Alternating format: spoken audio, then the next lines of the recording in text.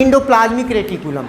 तो सबसे पहले हम लोग कहते हैं कि ये अगर मान लेते हैं एक सेल है, ठीक है, सेल है तो सेल का आउटर मोस्ट ठीक है, वो प्लांट सेल है या एनिमल सेल है, उन सारे को भूल जाए, लेकिन किसी भी सेल में प्लाज्मा मेम्ब्रेन तो होगा ही। और अगर चलिए यूकैरियोटिक सेल है, आज अपने अपने डाउट को क्लियर करेंगे, समझे। जहाँ जिसको डाउट होगा, कुछ भूल रहे होंगे तो उसको पूछ लेंगे, ठीक है। तो यहाँ पे हम क्या करें कि एक सेल बनाए और प्लाज्मा मेम्ब्रेन बना दिए, और चूंकि यूकैरियोटिक सेल है तो एक न्यूक्लियर मेम्ब्रेन भी होगा, ठीक है। यहाँ पे ऐसे ऐसे कर देंगे तो न्यूक्लियर पोर बन गया, ठीक है।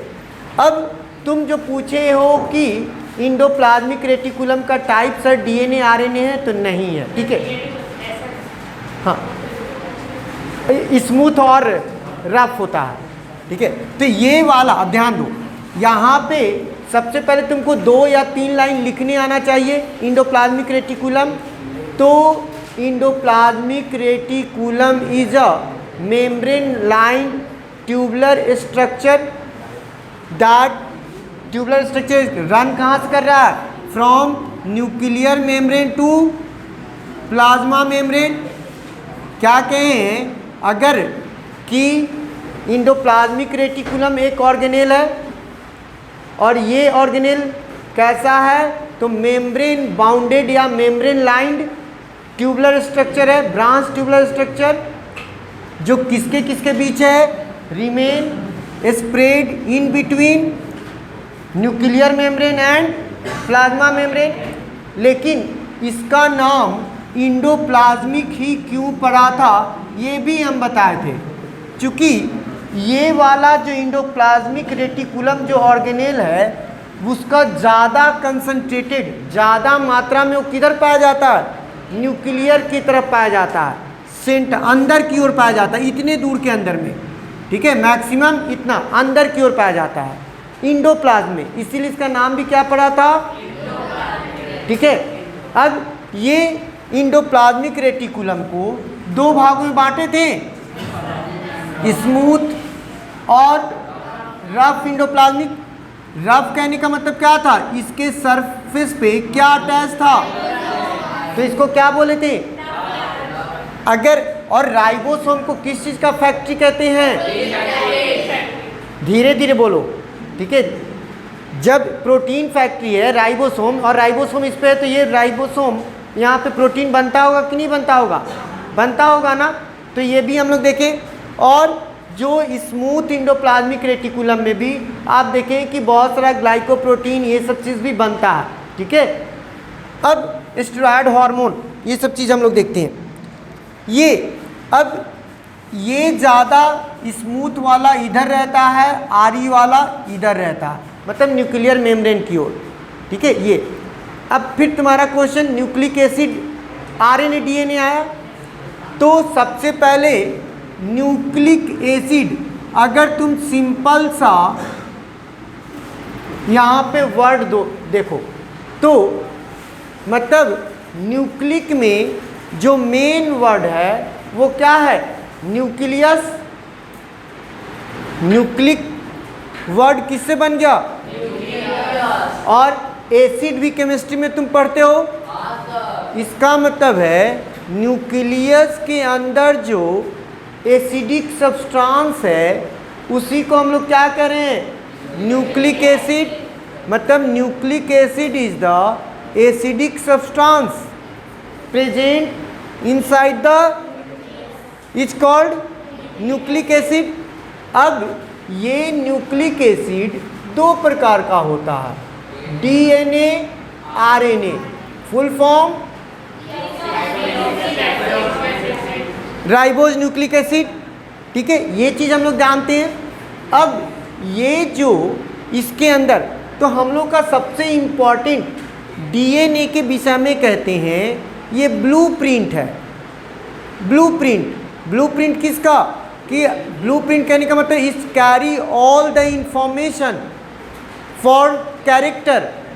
आपका कैरेक्टर, किसका कैरेक्टर क्या होगा, यहाँ पे कैरेक्टर का मतलब आँखों का रंग, बालों का रंग, नाकों का ऊंचाई, हाइट, ये सब जितने भी कैरेक्टर, हाँ ये सब चीज़ को यहाँ पे कैरेक्टर सर्टिफिकेट जो डीएम और ये बना के दे देगा उसकी बात हम लोग नहीं कर रहे हैं। यहाँ पे जो फेनोटिपिकल जो आपका जो दिखाई दे रहा है उस कैरेक्टर के विषय में, तो उसका सारा इंफॉर्मेशन डीएनए में ही छिपा हुआ है, ठीक है, इसीलिए इसको जेनेटिक मटेरियल भी कहते हैं, ठीक है। अब तुम्हारा क्वेश्चन और भी क्या था, तुम पहले ये बताओ क्वेश्चन तुम क्या एक्चुअली अब हमसे पूछे थे।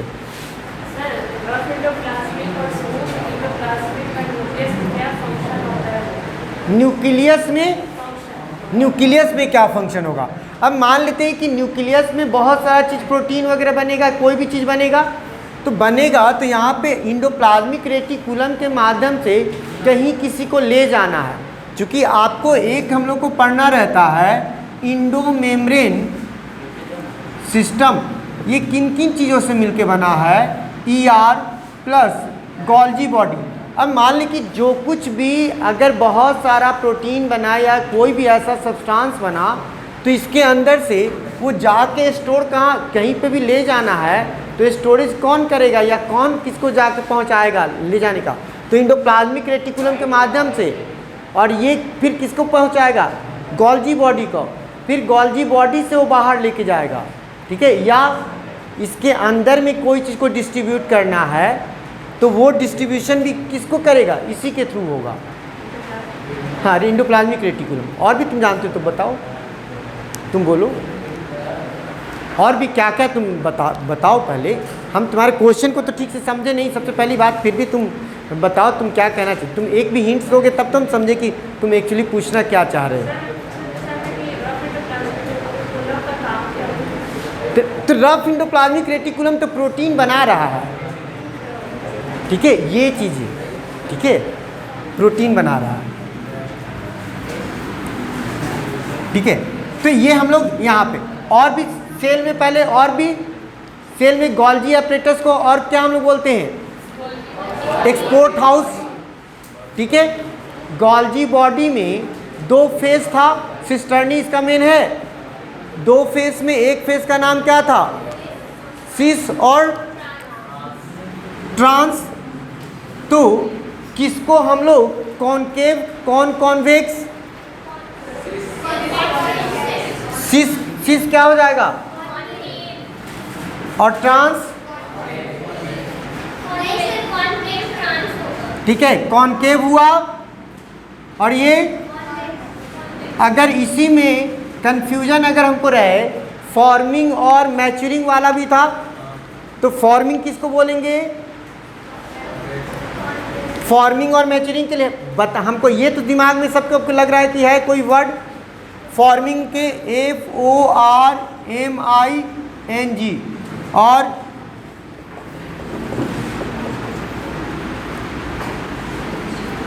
अब बताइए, ठीक है, एकदम सिंपल सा फंडा है, इसमें कभी भी क्वेश्चन तो इससे गलत होने का सवाल ही नहीं है, ठीक है। गोल्जी बॉडी, अब ध्यान दीजिए, गोल्जी बॉडी हमेशा ही किस ऑर्गेनेल के आसपास पाया जाता है, रेटिकुलम, क्योंकि इंडोप्लाज्मिक रेटिकुलम, पूछो, हाँ ठीक है।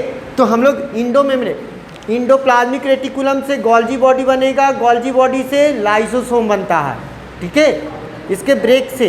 इसीलिए तीनों के स्ट्रक्चर को एक साथ हम लोग मिला के कहते हैं Indo membrane system, Indo membrane system, ठीक है। राइबोसोम को प्रोटीन फैक्ट्री, लाइसोसोम को सुसाइडल वैग। कोई तुमसे ये पूछ दिया कि सेल को स्ट्रक्चरल और फंक्शनल यूनिट कहते थे, क्यों,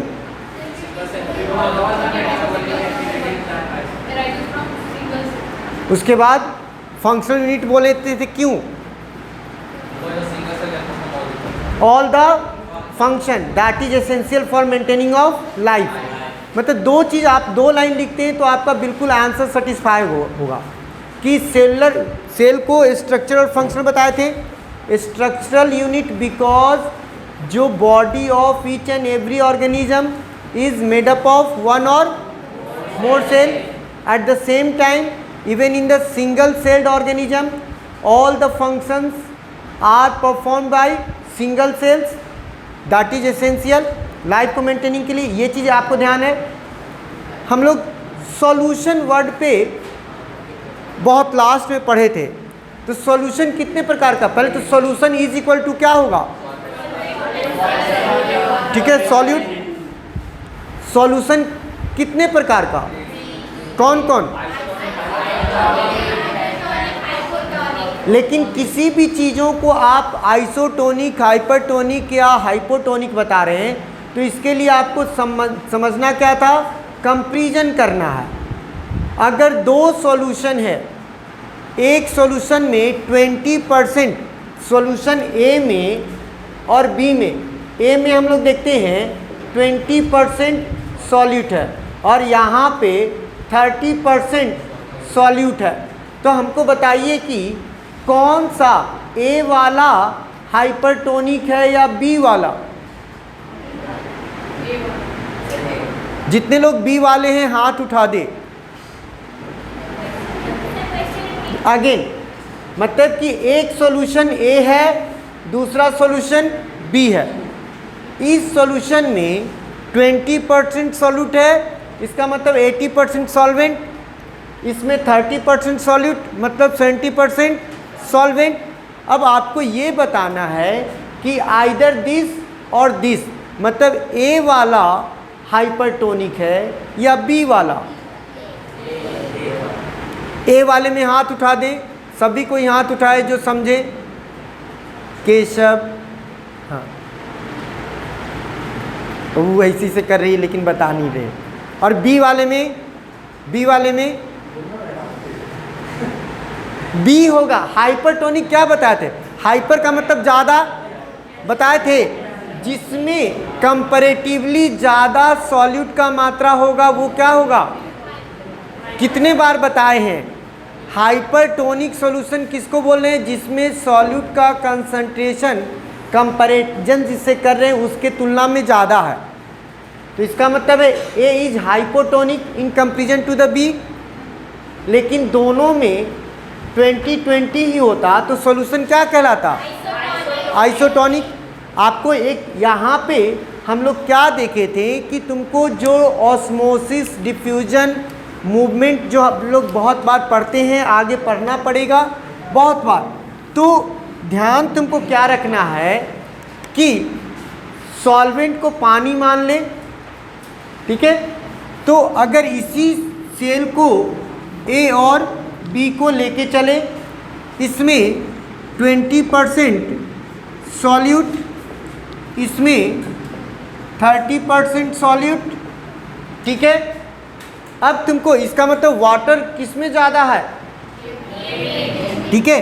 अब ऐसी स्थिति में कोई पूछेगा वाटर का मूवमेंट ए से बी की ओर या बी से ए की ओर, चूँकि ऑटोमेटिक जिसमें ज़्यादा रहेगा तो इधर मूव करेगा। तो ये मतलब कि always water tend to move from किधर से, हाइपो, मतलब कि हम लोग क्या देखते हैं हाइपोटोनिक सॉल्यूशन से हाइपरटोनिक सॉल्यूशन। तुम्हारा एकदम कंप्लेंट जाएगा आशुतोष, तुमको जो हम कह रहे हैं ना कि तुम वहाँ बैठ के पढ़ाई पे कम और दूसरे में ज़्यादा इन्वॉल्व हो जाते हो, नहीं कुछ नहीं कर रहे हो वो नहीं। तकलीफ़ इस बात का रहता है कि तुम पढ़ना चाहते भी हो तो बगल वगल का अगर नहीं ठीक रहेगा तो नहीं पढ़ पाओगे, ठीक है। बोला जाता है इसीलिए तुमसे क्वेश्चन पूछते हैं तो जवाब दे देते हैं। वही हाल एक तो 10th में बागीस नाम का लड़का है, उससे जब भी क्वेश्चन पूछते हैं तो हमको जवाब वो जरूर देता है, लेकिन अगर आपकी संगति खराब हो जाएगी तो फिर आप अच्छे, यही एज है एडोलसेंट का, ठीक है, बनने बिगड़ने का। गार्जियन समझाता है, टीचर समझाते हैं, बड़े जो भी समझाते हैं, बात को समझा करो, ठीक है। इससे क्या होगा, तुम बिगड़ोगे, वो भी बिगड़ेगा, वो भी बिगड़ेगा, कोई नहीं बिगड़ो, ठीक है। क्या ये समझ गए सॉल्यूशन वाले में हम लोग। फिर ट्रांसपोर्ट वाले में सबको दिक्कत था, ये भी क्वेश्चन बार बार हम लोग से पूछा जाता था ट्रांसपोर्ट वाले में। तो ट्रांसपोर्ट वाले में यहाँ पे ट्रांसपोर्ट अक्रॉस द मेम्ब्रेन मतलब पीएम। तो यहाँ पे सबसे पहले आशुतोष बताओ कि दो प्रकार का ट्रांसपोर्ट है, ठीक है। अब क्या हुआ कि एक्टिव तुम जान गए और पैसिव भी जान गए। हमको उम्मीद है कि तुम्हारे बगल में केशव है, बताएगा। नहीं, तुमको आता ही नहीं, केशव बताओ एक्टिव ट्रांसपोर्ट किसको कहेंगे और पैसिव।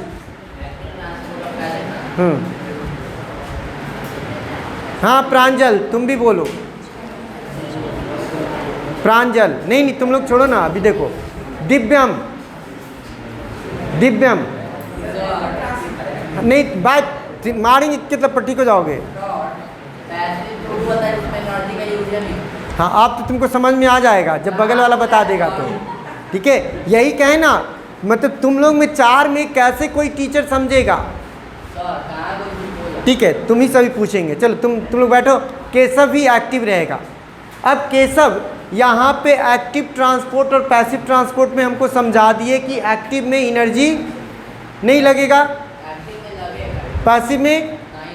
अब है कि पैसिव में हम लोग इसके अलावा एक और ट्रांसपोर्ट पढ़ाए थे, बल्क ट्रांसपोर्ट। अब बताओ बल्क ट्रांसपोर्ट नहीं वो तो ठीक है। अब बल्क ट्रांसपोर्ट कितने लोग बता सकते हैं? 1 2 3 तुम भी हाथ उठाई हो? नहीं, आविष्कार भी, रोशन भी उठाया है। पहले तो आविष्कार लड़का लोग कम उठाया है। बैठो।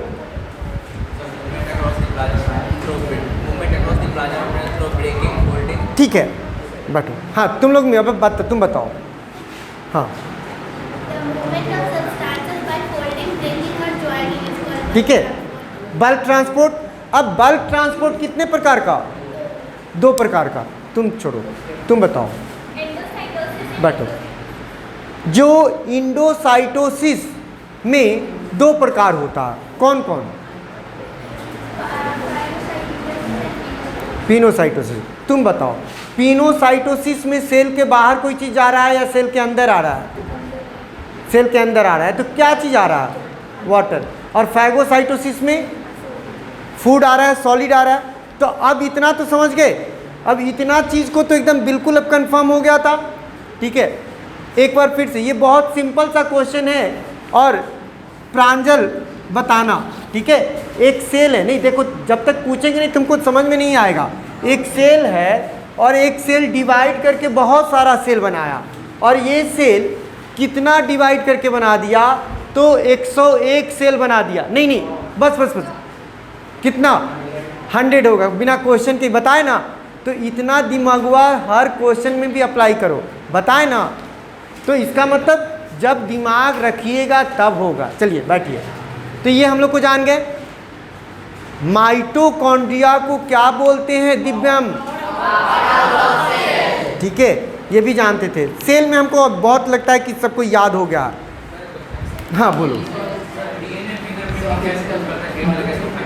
देखो डीएनए फिंगरप्रिंटिंग कैसे हेल्प करता है, तो हम लोग देखते हैं कि डीएनए का बहुत एकदम थोड़ा सा बताते हैं। एक तो एलिक जेफरीज जो था उसने ही इस टेक्निक को सबसे पहले किया। एलिक जेफरीज, इसको तो याद रखना है तुम, बहुत सारी चीज़ों को नहीं। Alec Jeffreys. अब हम लोग के डीएनए का बहुत सारा पार्ट जो है उसका कोई रोल नहीं है, वो कोई काम का नहीं है। लेकिन हम लोग कहते हैं कि जो कोई काम का नहीं है उसको भी हम लोग यूजफुल बनाते हैं। This is called the resource. में रिसोर्स इसी को कहते हैं, मतलब आप जो प्रोसेसिंग करते हैं, जो वेस्ट को बेस्ट बनाते हैं, जिसका कोई वैल्यू नहीं था उसको भी आप बेस्ट बना लेते हैं, हो जाता है ना। तो रिसोर्स प्लानिंग में ये सब चीज़ हम लोग देखते हैं। एनीवे, तो यहाँ पे डीएनए का एक बहुत बड़ा पार्ट क्या है? कोई प्रोटीन नहीं बनाता है, लेकिन फिर भी उसका आज यूज है। वो पार्ट में हम लोग क्या देखते हैं, जितने भी इंडिविजुअल हैं सबका अलग अलग है। सबका अलग अलग कहने का मतलब उसके पेरेंट से, माता पिता से उसका मिलेगा उस बच्चे का। तो वो हम लोग क्या देखते हैं, पर्टिकुलर एक जगह होता है जहाँ पे बेस सीक्वेंस हम लोग देखते हैं। जैसे लिखते हैं ATCGCCA ऐसे करके रहता है, और ये बार बार रिपीट होते रहता है।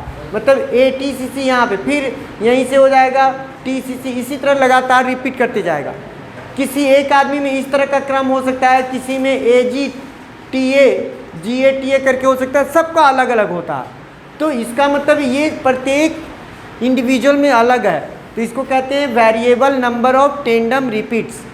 Variable number of tandem repeats जो प्रत्येक इंसान का अलग होगा, और किससे मिलेगा? केवल पेरेंट से मिलेगा। तो जब आपको बहुत कहीं कन्फ्यूजन होता है, डिस्प्यूट होता है, तो इसी चीज़ को आप आइडेंटिफाई करते हैं। जिसका मिलेगा उससे मान लेंगे कि उसका वो DNA है, चाहे वही क्राइम किया है। ठीक है, variable number of tandem repeats. अब चलिए, तो ये हम लोग जाने थे। सेल में हम लोग को लगता है कि बहुत सारे और भी सेल में कोई क्वेश्चन है? प्लांट सेल और एनिमल सेल में अंतर क्या? सेंट्रियोल्स। ठीक है, हम लोग देखते हैं एक तो सबसे पहले कि सेंट्रियोल्स जो है वो केवल एनिमल सेल में पाया जाता है, पहली बात। ठीक है, एक सेंट्रियोल जब भी हम देखते हैं तो सेंट्रियोल पेयर में पाया जाता है, दो। ठीक है, सेंट्रियोल्स कहाँ पे पाया जाता है? Found only in animal cells. और ठीक है, सेंट्रोसोम के देखो, सेंट्रोसोम कैसे हुआ? सेंट्रियोल के चारों ओर लिक्विड रहेगा जिसको सेंट्रोस्फेयर, तो centriole plus centrosphere equal to centrosome.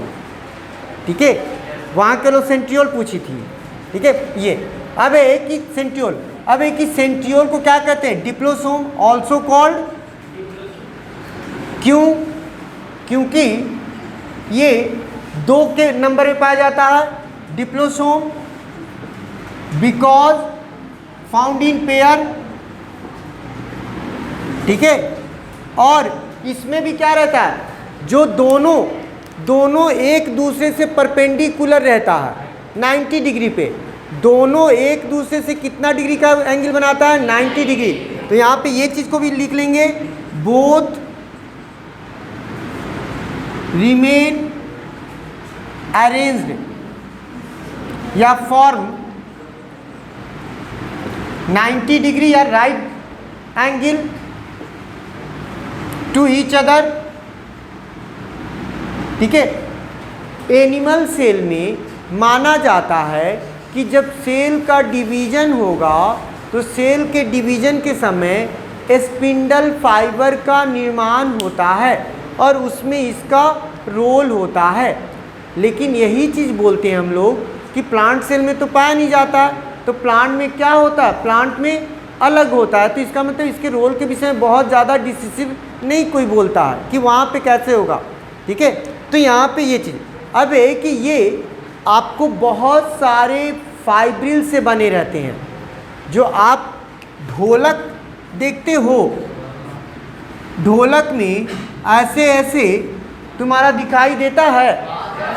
ठीक है, तो यहाँ पे आप देखें कि इसके अंदर भी ये वाकई में जो स्ट्रक्चर है वो तुम लोग कभी देखे हो कि एक जो पेन जो आता है नहीं, कलर वाला जो स्केच पेन का, जो सबको एक दूसरे से जोड़ देते हो और गोला एक बंडल टाइप से बन जाता है, तो हाँ उस टाइप से इसमें फाइबर का अरेंजमेंट रहता है। ठीक है, तो ये चीज़ को है और इसका बहुत इंपॉर्टेंस एनिमल में आ जाता है। अब एक ही सेंट्रियोल सपोज दैट ये बना दिए और इसके चारों ओर जो पार्ट है जो साइटोप्लाज्म का, इसको हम लोग कहते हैं सेंट्रोस्फेयर। सेंट्रोस्फेयर और प्लस सेंट्रियोल दोनों मिल जाता है, तब इसको कहते हैं सेंट्रोसोम। ठीक है, ऐसे होता है। ठीक है, और कुछ पहले न्यूक्लियस को प्रोकैरियोटिक यूकैरियोटिक में याद है? प्रोकैरियोटिक सेल किसको कहेंगे? ठीक है, साइज और इसमें सिंगल क्रोमोसोम, और इसमें हम लोग क्या देखते हैं? 70s और मेम्ब्रेन बाउंड ऑर्गेनेल एब्सेंट है, तो हम लोग को ये भी याद है। ठीक है, प्लांट सेल एनिमल सेल में अंतर याद है? प्लास्टिक कितने प्रकार का? 3। कौन कौन?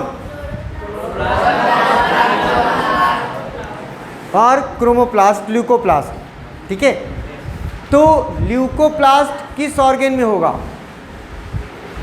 ल्यूकोप्लास्ट रूट में जो कलरलेस होता है, क्लोरोप्लास्ट मेनली ग्रीन पार्ट्स में होता है, और क्रोमोप्लास्ट फ्लावर्स का पेटल्स वगैरह है उसमें पाया जाता है।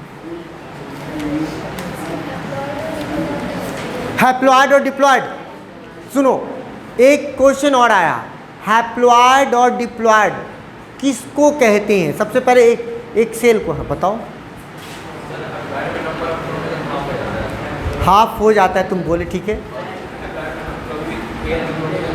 हाँ ये तुम्हारा ठीक है, ठीक है, एकदम सिंपल सा समझने की बात है। बैठो, हम लोग एक तो तुमको haploid cell is equal to एकदम लिख ही लेना, नहीं तो फिर नहीं लिखा रहेगा तो तुम लोग, चूंकि ये सब तो किताब में देता नहीं है ना। हैप्लॉइड सेल किसको कहेंगे?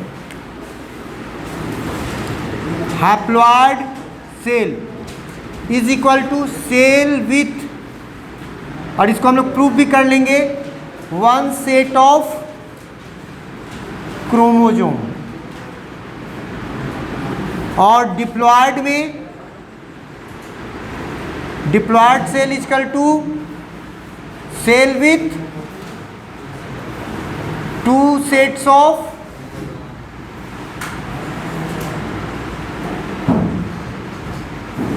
पहले तो ये लिख लेंगे तो याद रहेगा। अब हम लोग इसको समझने की कोशिश करेंगे। पहले तो लिख लें तो कॉन्सेप्ट भी हम लोग समझ जाएंगे। अगर सेल में एक सेट क्रोमोसोम है तो उसको समझे कि एक सेट टू सेट हम लोग क्या बोल रहे थे। जैसे वो पेयर में बोला तो हमको समझ में आया तो हम बिल्कुल उसको एग्री किए। अब देखो कितने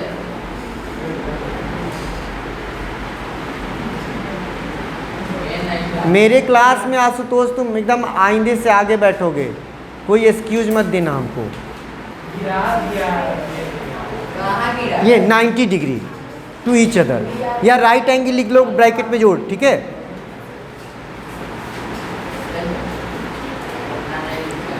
अब देखो यहाँ पे बात को सुने रहोगे तो एकदम बिल्कुल कभी भी नहीं भूलोगे।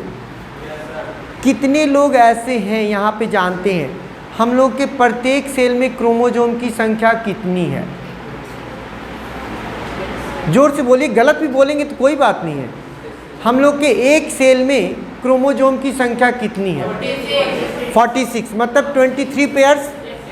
अब ध्यान दो, तुम पेयर में बोले थे 23 पेयर्स, अब जान जाओ 40 में से 23 क्रोमोसोम हम लोग के जो सेल में है ना, वो मदर के साइड से हम लोग को मिला है, और 23 क्रोमोसोम फादर साइड में।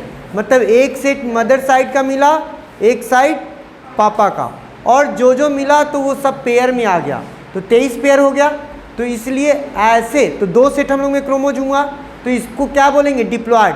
मतलब एक ऑर्गेनिज्म जिसके सेल में 2 सेट क्रोमोसोम है, मतलब जो इसमें पेयर में पाया जा रहा है, उसको हम लोग क्या करें? डिप्लॉइड। लेकिन अब जब फिर हम लोग क्या देखते हैं कि जब गेमेट बनने लगता है तो हाफ हाफ हो जाता है। मतलब 23 क्रोमोसोम फिर अलग होगा, 23 अलग होगा गेमेट में, तो उस समय रिडक्शन डिवीजन होता है, तो उसको क्या कहते हैं? हैप्लॉइड। क्योंकि उसमें गेमेट में हमेशा एक ही सेट क्रोमोसोम होता है, तो उसको क्या बोले? हैप्लॉइड बोले। Gametes are always haploid.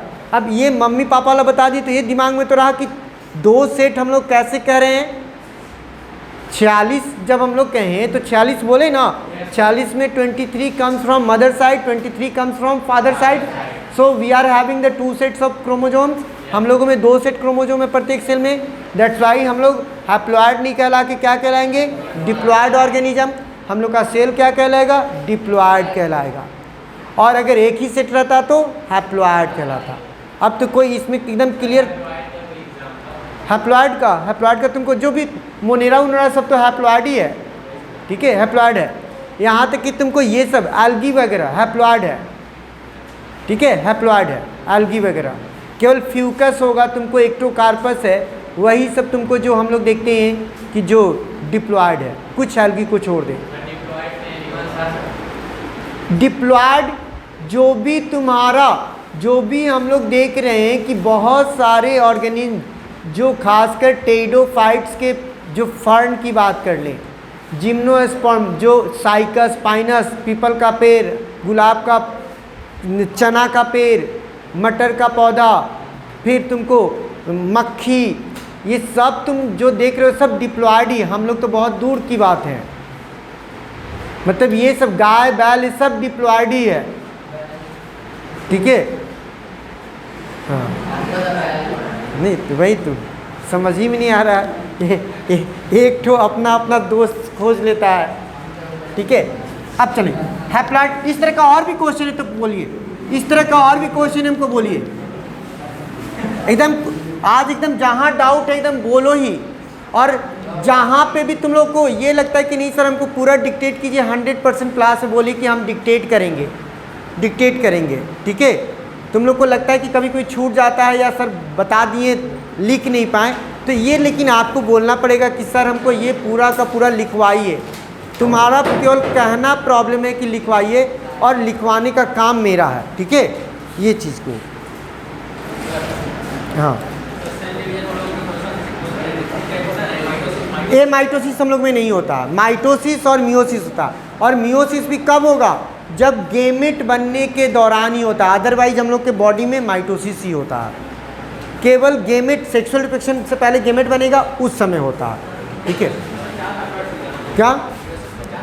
हाँ, एक सेल का डिवीजन अगर माइटोसिस के द्वारा होगा तो 4 सेल बनेगा, माइटोसिस के ओर होगा तो 2, और माइटोसिस होगा तो क्रोमोसोम नंबर वही रहेगा जो पेरेंट सेल में था, और मियोसिस होता है तो हाफ हो जाता है तो गेमेट बनता है, ठीक है। और भी जल्दी जल्दी पूछिए।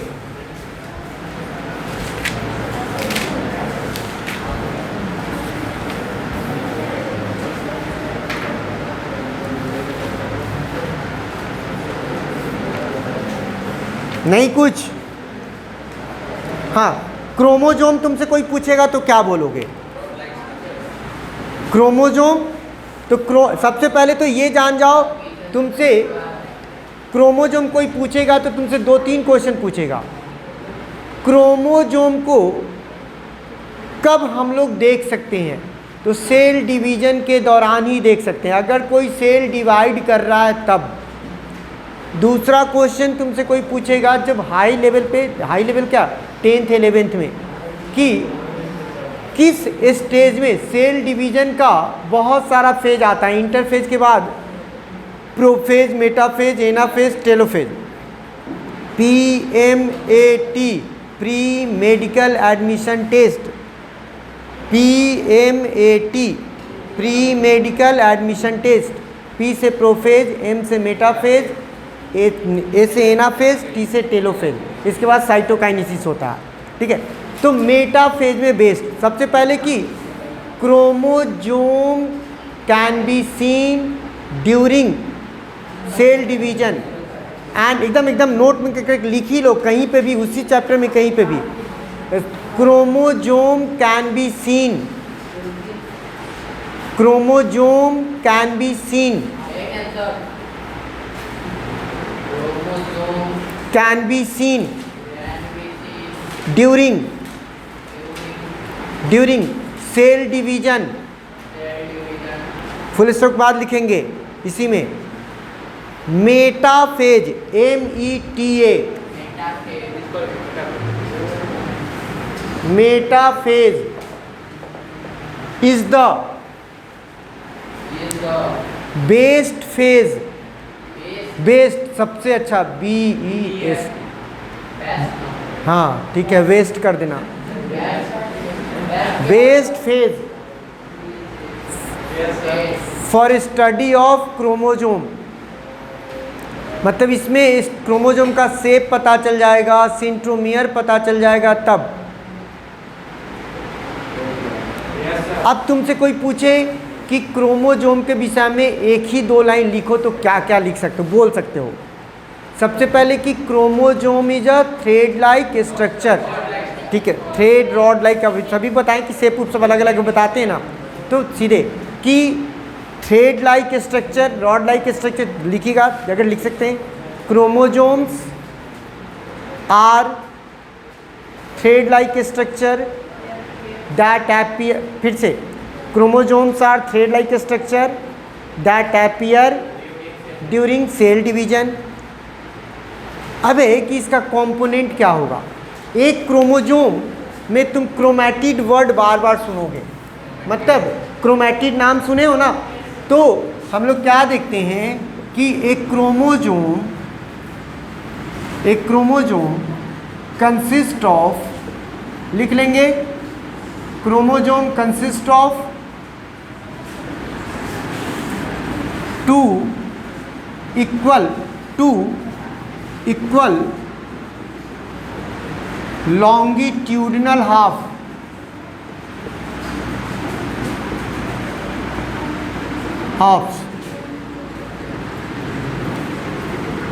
known as chromatids। अब दोनों क्रोमैटिड एक पर्टिकुलर जगह पे जुड़ा रहता है, और जहाँ पे जुड़ा रहता है उसी को हम लोग कहते हैं सेंट्रोमेयर या प्राइमरी कंस्ट्रिक्शन। तो इसी में लिख लेंगे both chromatids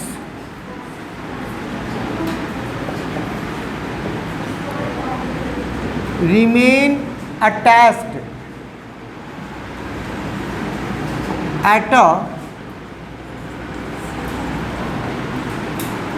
particular place point known as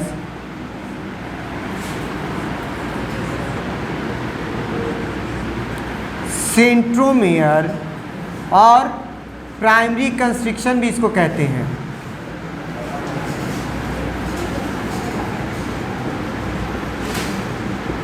ठीक है, अब इसको फिगर से समझ ले।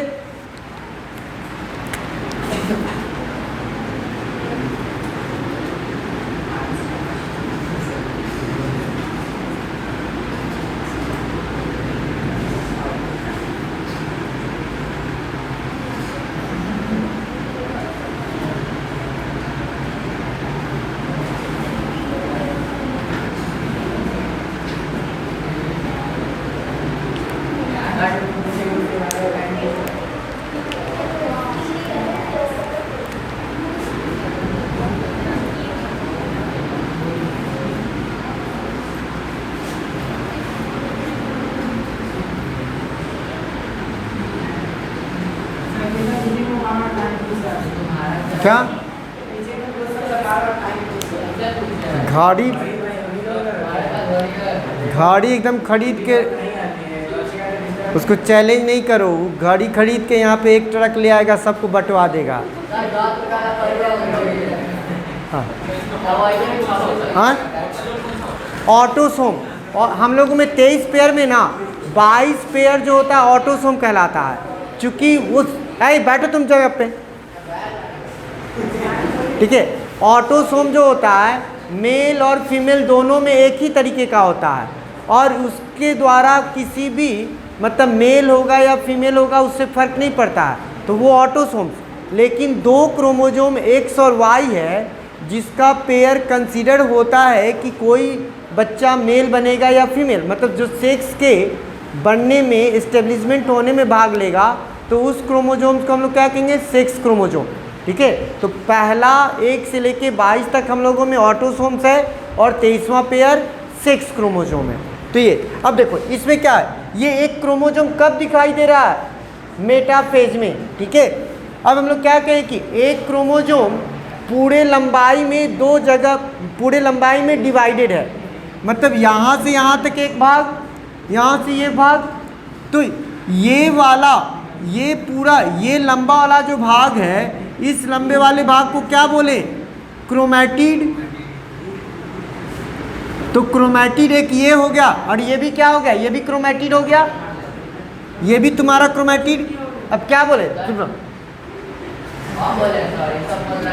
अब दोनों क्रोमैटिड क्या है, एक पर्टिकुलर जगह पे क्या है, अटैच्ड है, एक पर्टिकुलर जगह पे जुड़ा हुआ है। तो इस पर्टिकुलर जगह को क्या बोले,